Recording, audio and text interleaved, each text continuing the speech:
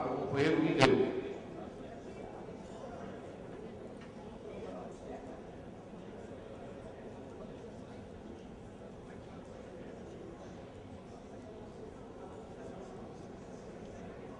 Bem, quero primeiro cumprimentar aqui o companheiro Manuel, agradecer o convite e a confiança também, né, de colocar aqui para falar com uma plateia tão importante neste congresso da FENAFIS. E na pessoa do Manuel, quero cumprimentar todos os colegas, companheiros daqui.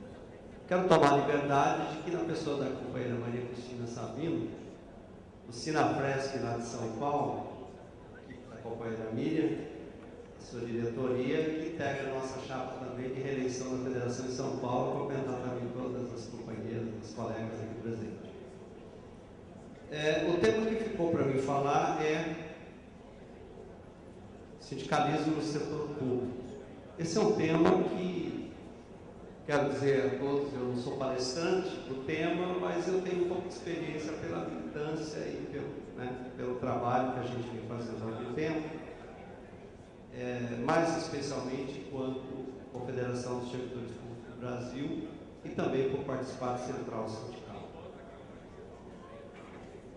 É preciso a gente fazer uma avaliação, né, até porque nós completamos agora, poucos dias atrás, 25 anos do direito de sindicalização dos servidores públicos. Né?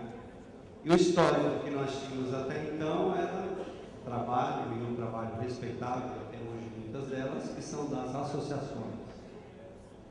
Com a conquista do direito da sindicalização dos servidores públicos, né, a partir de 88, então, nós passamos, inclusive num momento muito importante, porque muitas vezes, eu sempre que falo disso, eu faço uma reflexão, e quando nós conquistamos o direito da sindicalização, né, aí aplica-se o consenso de Washington, que o companheiro ali falou. O que foi o consenso de Washington? A principal coisa foi explorar os serviços públicos, né? Ou seja, a iniciativa privada explorar os serviços públicos, que veio através da privatização e das concessões de serviços públicos. Precisamos analisar isso.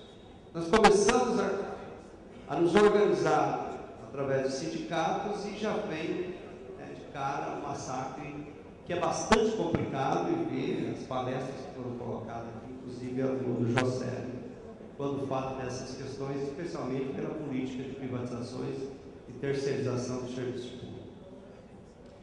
A organização sindical dos servidores públicos, ela se deu a partir, né, dessa conquista de uma forma sem regra, sem orientação. E é isso que eu quero que vocês estejam bastante atentos. Porque, até então, a organização sindical dos trabalhadores, baseada pela CLT, definida pela CLT, com seus 70 anos, ela define por categoria. E no Brasil só tem um modelo de organização sindical, inclusive até hoje, que é definido pela CLT, e que se organiza por categoria econômica. E aí, servidor público é categoria econômica? Ou servidor público é categoria única? Né, federais, estaduais e municipais? Então, essa é uma pergunta que ela está em debate muito acirrado, né?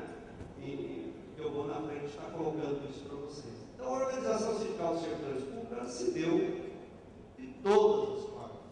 Ora, por apoio político de forças políticas, inclusive de ministros e equipes do Ministério do Trabalho, ora, por decisão judicial, sempre, claro, pela vontade dos trabalhadores do serviço público. Mas eu quero dizer para vocês o seguinte: hoje, um dado que eu tenho aqui de 30, 40 dias atrás, nós tínhamos, já está um pouco mais agora, 1.567 entidades sindicais de servidores públicos com registro no Ministério do Trabalho. Essas são entidades consolidadas, ou seja, validadas.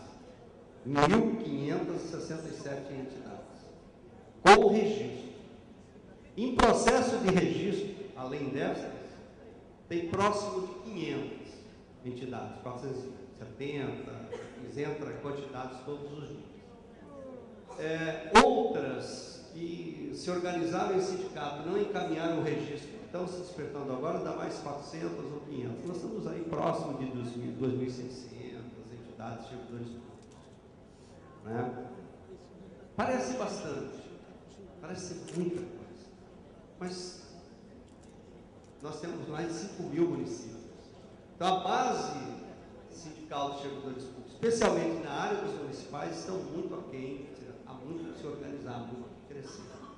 Dessas 1.567, temos 1.107 entidades de base municipal, tá? Ou seja, sendo elas de um município, ou em base, sendo 19 dentro desse total de base intermunicipal. 437 entidades de base estadual, de servidores estaduais, e 14 de base nacional, que aí vem os sindicatos nacionais, na sua quase totalidade, são os sindicatos federados.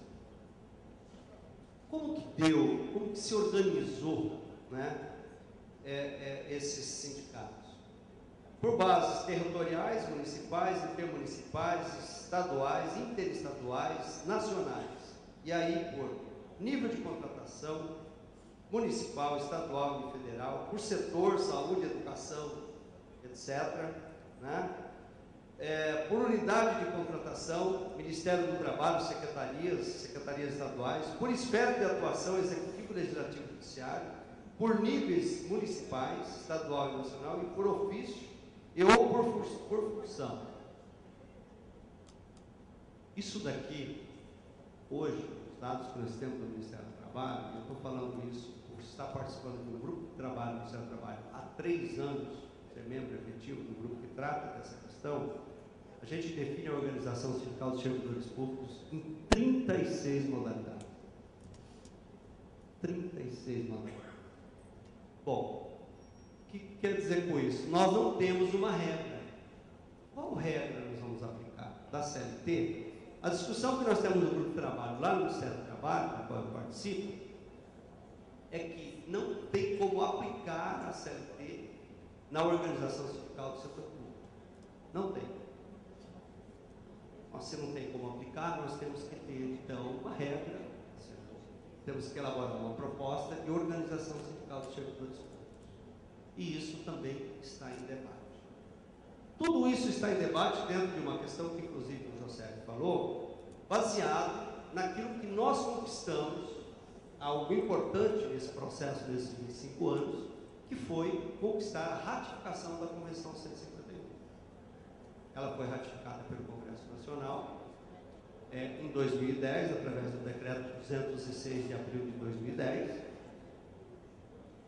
O que a contribuição, aliás, o que a Convenção 151 da OIT, ela define?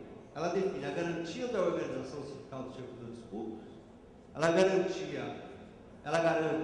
a negociação coletiva no serviço público, ela garante o pleno exercício do direito de greve e ela garante o pleno exercício do mandato sindical classista. Na verdade, tudo o que nós precisamos. Definir a nossa organização, a garantia da negociação coletiva, né, o exercício do direito de greve, que nós temos essa garantia constitucional sem estar regulamentada, e o pleno exercício do mandato sindical classista, que nós, pela Confederação, a gente recebe semanalmente dezenas de reclamações e pedidos de apoio, de perseguições de prefeitos, de governadores, de secretários, que não liberam os seus dirigentes sindicais. Nós temos centenas de problemas pelo Brasil fora. Então, a Convenção 151, ela trata destes princípios. Esses princípios, a partir do momento que o país ele ratifica a Convenção, ele tem que adequar a sua legislação. Então, é o que falta ser regulamentado. E nessa luta, para regulamentar a Convenção 151, que nós iniciamos a partir de setembro de 2010, um trabalho no Ministério do Trabalho, da qual eu tenho tido a oportunidade, graças a Deus, de estar sempre presente nesse trabalho. E é discutido esses temas todos. Mas dentro desses 4 pontos que eu coloquei para vocês, entrou um outro tema que eu também vou falar para vocês, um outro assunto, que é o custeio da organização sindical dos servidores públicos. Porque não tem organização sem o seu sistema de financiamento. Como que está a nossa realidade hoje, né, passar essa informação para vocês. Nós temos, quem faz parte desse trabalho são as centrais sindicais, ou seja, porque dentro desse contexto também, na luta dos trabalhadores, e especialmente dentro dessa situação que falo também dos servidores públicos, veio a aprovação de uma lei, né, que regulamentou as centrais sindicais. Que nós temos a organização sindical no Brasil, definida pela CLT, que é o Sindicato, Federação e Confederação, Sindicato em primeiro grau, Federação em segundo grau e Confederação em terceiro grau. E nós tínhamos a ação das centrais sindicais já há muitos anos, todos têm conhecimento, das centrais sindicais. Aí, quando assumiu o governo, foi a reivindicação, tanto veio a criação de novas centrais sindicais, e aí aprovou-se a Lei 11.648, de março de 2008, do Congresso Nacional, que regulamenta as centrais sindicais na representação geral dos trabalhadores e com algumas definições que é muito importante, que eu aproveito até para dizer, Manuel, não sei se você tem conhecimento, mas agora há poucos dias em São Paulo, numa reunião por um grupo de associações e a Confederação das Associações lançaram a Central Sindical do Servidor Público. Não sei se você tem conhecimento disso, mas foi uma reunião bastante grande, um debate, mas, infelizmente, uma central de associações, baseado na legislação que define alguns critérios para isso, né? Será difícil avançar, como também a questão do Partido do Servidor Público. É muito fácil avançar isso.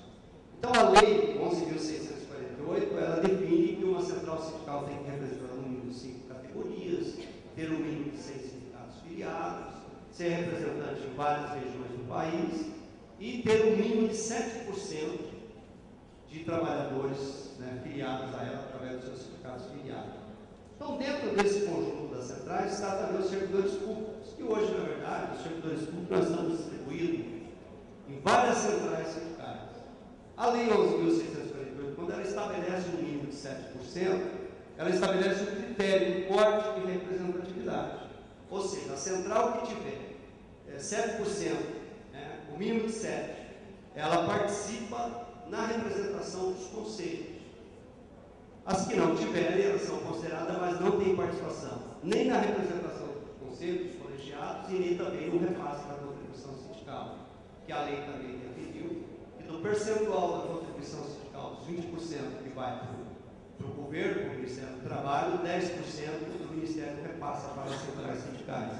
Então, o rateio da contribuição sindical vai para as centrais que atinge o critério mínimo de 7%.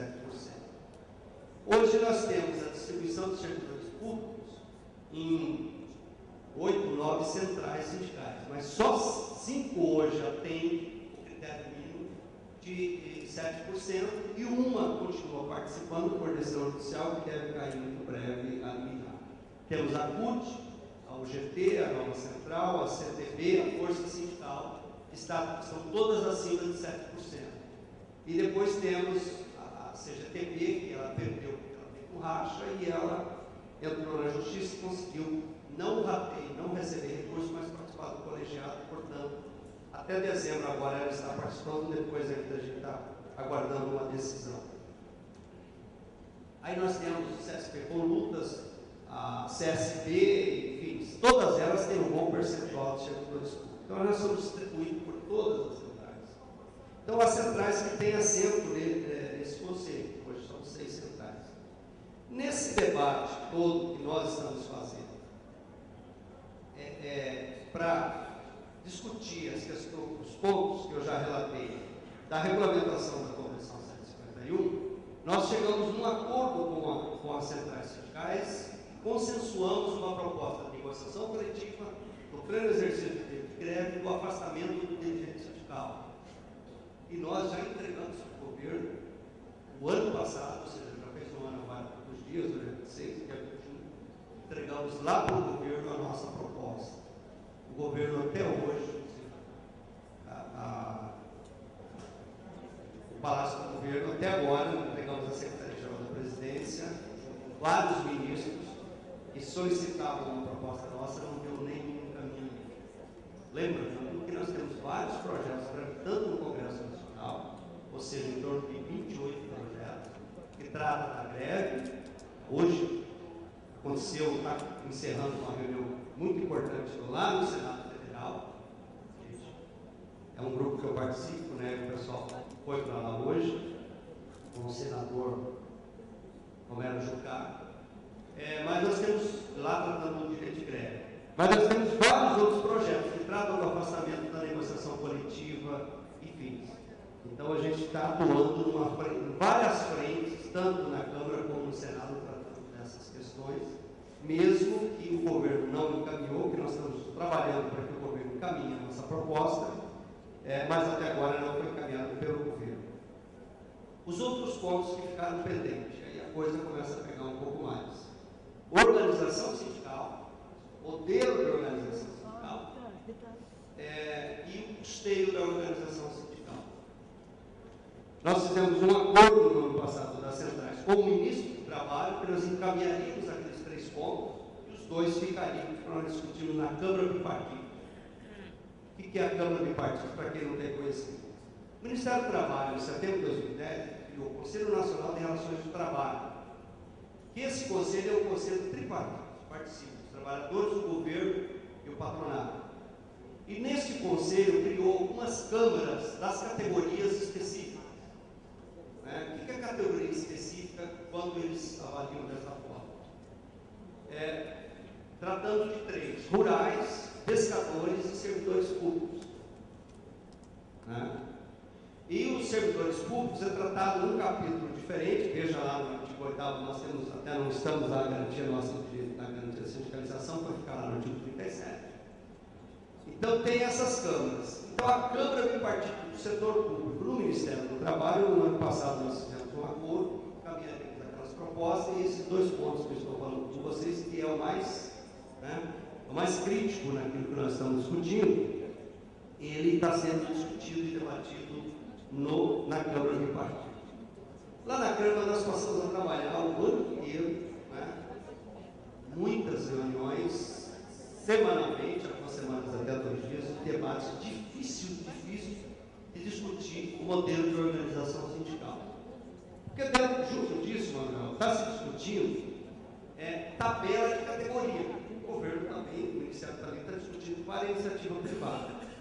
Então, quando eu tenho que definir modelo de organização sindical, eu preciso definir tabela de categoria. Que categoria que se integra a essa organização? E aí é que vem o grande questionamento. Servidor público é categoria única? Servidor público é agente público? Bom, vamos entrar no debate. Mas, enfim. E já temos um modelo de 25 anos de estrutura sindical que se organizou em 36 modalidades. Vamos fazer. Esquece o passado? Possível, Que modelo vai se trabalhar? Então aí está um debate muito acirrado, em que nós tivemos uma dificuldade grande em avançar no modelo de organização e conseguimos avançar no custeio, no custeio inclusive, que até, depois eu vou deixar aqui com o Manuel, mas nós encerramos agora no dia 21 uma minuta de projeto do custeio da organização sindical, que na Câmara foi aprovada. O Conselho de Relacionamento do Trabalho vai encaminhar para o ministro, para que o ministro encaminhe para os órgãos do governo, para ver se isso chega lá no Congresso Nacional. Do custeio, com muita luta, definiu-se que a contribuição sindical é a contribuição compulsória. Muita luta por quê? Porque a CUT é radicalmente contra a contribuição sindical. Recebe, pega seus 40, 50 milhões anos, não devolve, mas é contra. Assim como muitas entidades da base da CUT também recebem, mas há uma cúpula, há um entendimento que é pouco. E nós cedemos uma proposta, e aí a CUT colocou, e eu acho também que é importante, de que a contribuição sindical era compulsória, mas, havendo um processo de negociação, através do sindicato respectivo daquela categoria, possa sim fazer uma assembleia e ter a contribuição negocial. É o questionamento, porque a negociação coletiva não está garantida, mas já está entrando nesse projeto de lei que foi aprovado, que foi elaborado a ser encaminhado. Então, está ficando definido como contribuição compulsória, contribuição sindical, a critério do sindicato daquela categoria, a contribuição negocial, e aí ela não é cobrada duplamente, ou uma ou outra. Tá? E aí as outras coisas que a lei também nos colocamos, que é a contribuição associativa e, inclusive, a garantia que os órgãos têm que descontar, tem muito lugar por aí, com legislação difícil de você aplicar, inclusive, o desconto da contribuição que é associada. Né? Quantos prefeitos por esse Brasil afora que não gostam do sindicato e suspendem o desconto e acabam com o sindicato? Inclusive, convênios, coisas grandes. Por exemplo, tem um dado agora, eles estão tentando descoberto em Goiás, uma situação gravíssima numa disputa de prefeito. Então, nós conseguimos acertar no Ministério para a gente colocasse também essa obrigação, essa garantia também do desconto da contribuição associativa de acordo com o estatuto de cada entidade. E uma outra coisa que nós conseguimos também aprovar a proposta do Estado, nós propusemos o seguinte: foi um debate no futuro do Ministério, mas eu vou fazer questão de falar sobre um pouco, que é a contribuição. Na nossa proposta, tanto uma como a outra, ela se aplica, ou seja, ela se distribui no mesmo modelo da contribuição sindical, como está na CLT hoje. Mas, para os 10% que vai para o Ministério, nós fizemos uma proposta de que ele seja aplicado específico para os servidores públicos. E aí um debate que foi muito longo, mas hoje, até para o próprio Ministério, alguns membros do governo estão elogiando, nós aprovamos que a nossa proposta aqui, apresentamos a proposta na minuta, está aprovada sendo encaminhada, que fica que a própria lei cria o Conselho Deliberativo, cria o Conselho, o Fundo Especial de Qualificação, Capacitação e Formação dos Servidores Públicos. E os 10% que vai para o governo fica nesse fundo com fins específicos para esses objetivos, que é a qualificação, a capacitação e a formação dos servidores públicos. Esse é uma parte bastante importante e a gente está sendo bem aplaudido por essa proposta, por ter aprovado no nosso grupo esse encaminhamento, e o ministro, inclusive, já assumiu o compromisso de encaminhar isso ao governo e defender junto ao governo para ir ao Congresso Nacional. Isso da contribuição, ou seja, do custeio, da organização sindical. Quando a gente vai discutir tabela de categoria paralela, né, versus organização sindical, nós chegamos ao entendimento de que nós temos que estabelecer um corte. Ponto, né? Porque como que você organiza sindicato, cargo? No Ministério do Trabalho a gente consegue levantar o cargo, um referido do Estado, outro que você está aqui, representado por 3 sindicatos já com registro do Ministério do Trabalho. Aí depois vem o governo, muda a nomenclatura do cargo, aí cria o outro, depois vem e cria o outro. Não tem como organizar sindicato por cargo. O que a gente... Nós temos algumas diretrizes estabelecidas, não é nada definido. Uma, que nós vamos trabalhar na organização da tabela de categoria por esfera de governo, federal, estadual e municipal, por poderes, né? E por setor. E corta por aí, como tabela de categoria.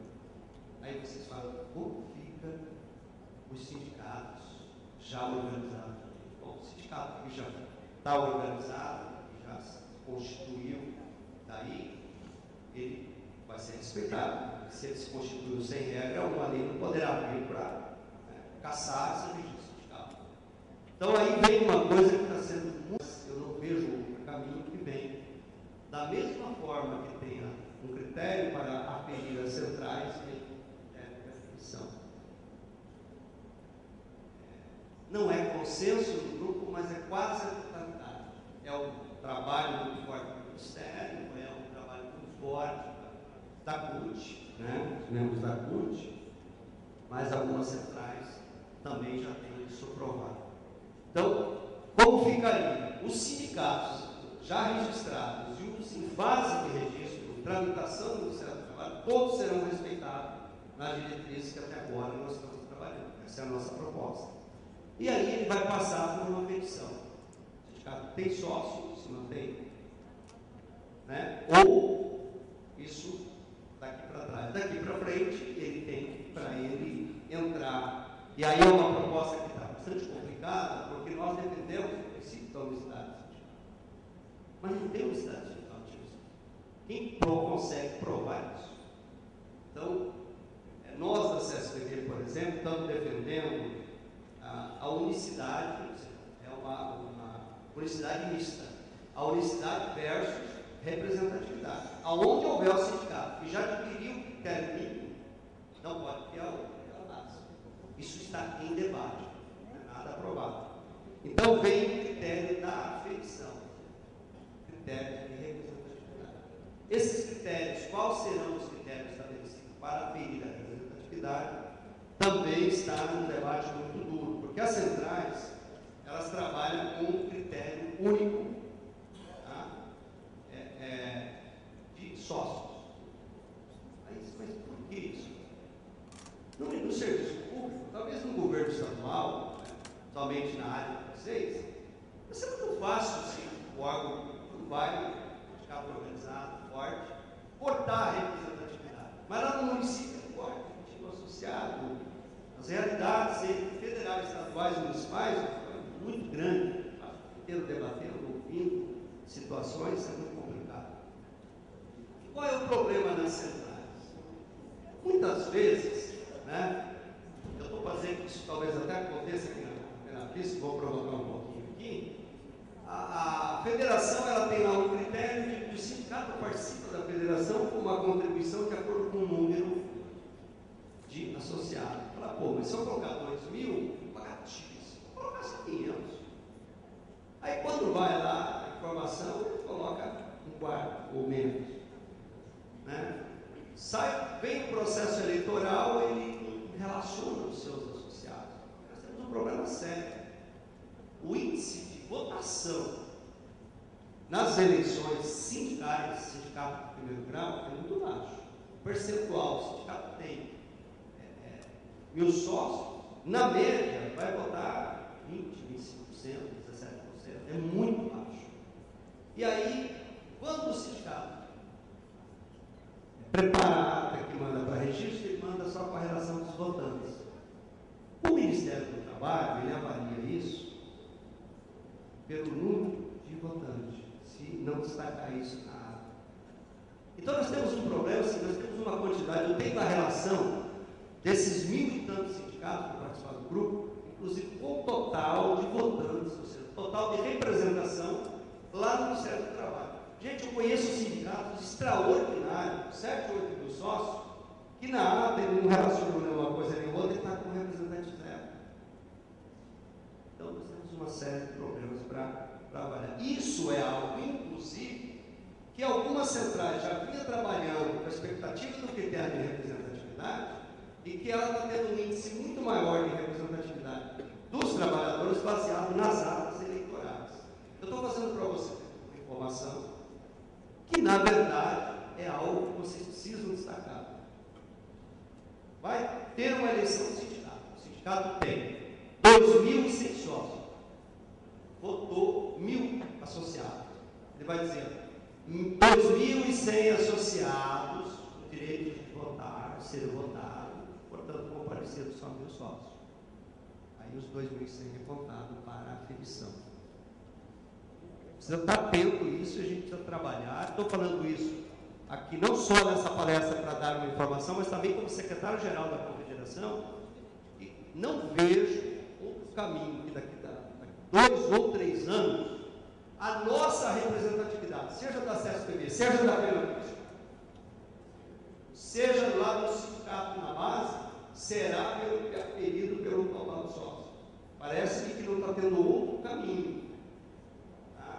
Então, é algo que a gente deve priorizar essa informação aos nossos sindicatos, às federações, para que os sindicatos, para que nós já passamos a trabalhar de forma atenta a essa questão, porque não está tendo outro caminho, está chegando numa outra, né, montagem que a gente possa dar caminho. Enfim, quanto ao trabalho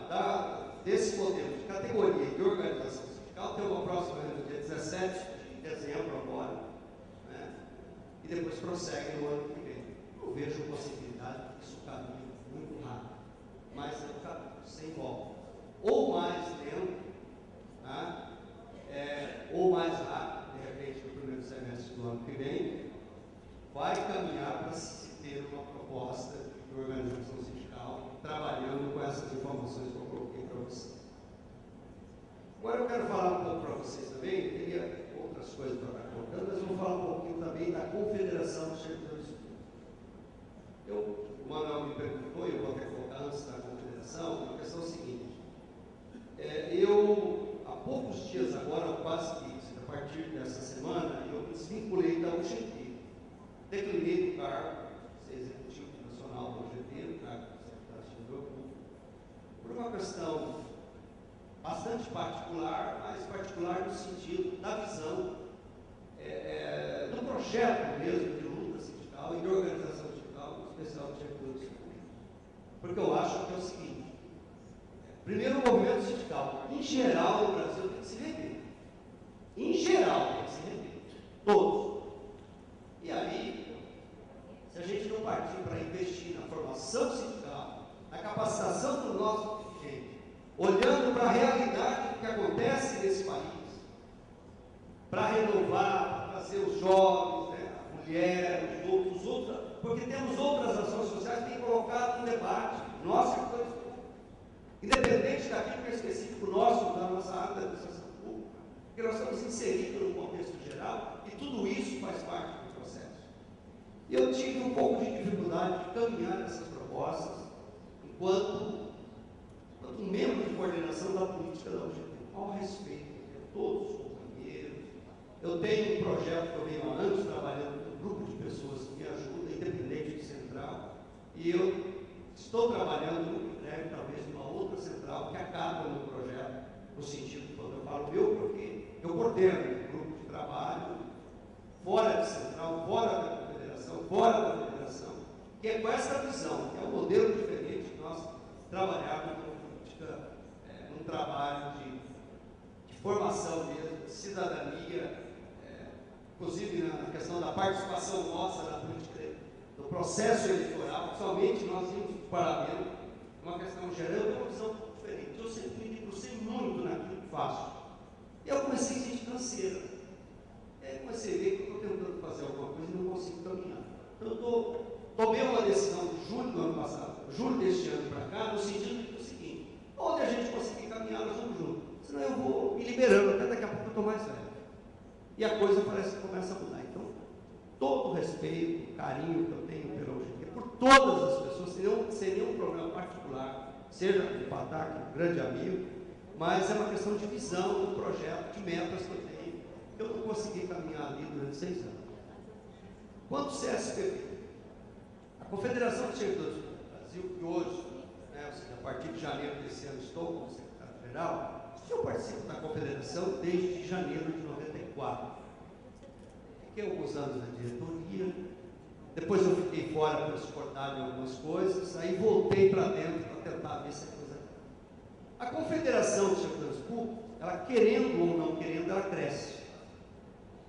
Cresce estrondosamente. Até porque nós só temos uma Confederação dos Servidores Públicos hoje registrada no Ministério do Trabalho, legalizada, só a CSPB. Nós temos uma outra, que é a dos Policiais Civis do Brasil, que inclusive está suspensa porque não consegue ter 3 federações filiadas. Está suspensa. Né?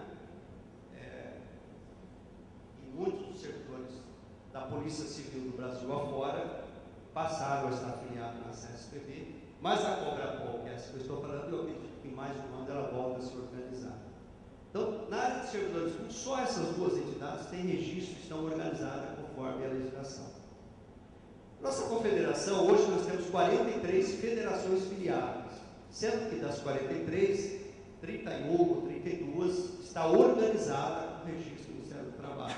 Outras em fase de organização ou com alguma dificuldade, que até por isso não se organizou. Né? Desta base de 43 federações, vincula-se a CSPB no âmbito geral, em torno de 1.500 sindicatos, 1.500 e poucos sindicatos, dos diretos, passa de 1.200 sindicatos. Então, é maior do que a segunda central sindical, que é a Força Sindical, em quantidade de trabalhadores e entidades filiadas. A CSPB tem.